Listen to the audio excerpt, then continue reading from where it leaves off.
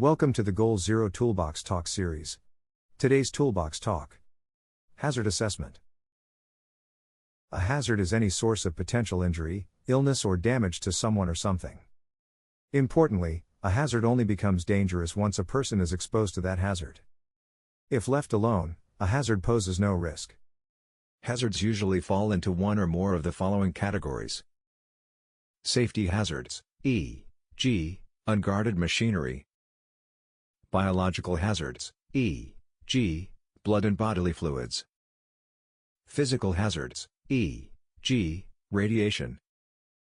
Ergonomic hazards, e.g., poor posture. Chemical hazards, e.g., welding fumes. Work organization hazard, e.g., workload. Environmental hazards, e.g., noise. Formal hazard assessments follow a step-by-step process that looks closely at the overall operations of a company to prevent work-related injuries. They are used to identify hazards, measure risk, and implement and monitor effective controls.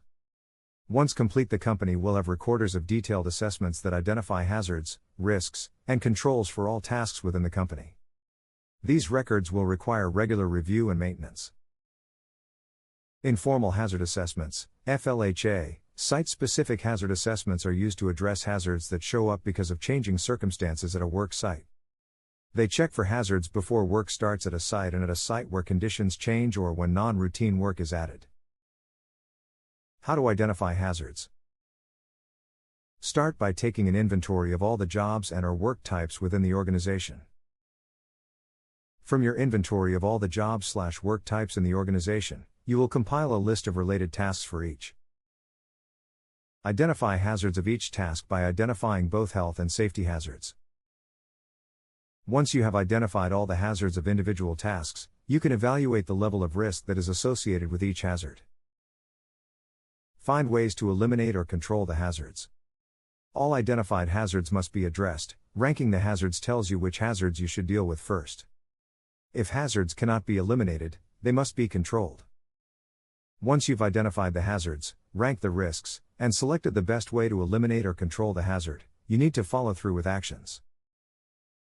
Communicate the hazards and follow the controls in meetings, training sessions, or mentoring.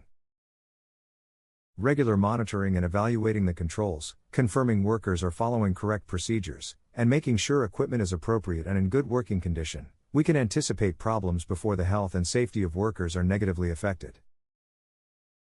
The workplace is always changing.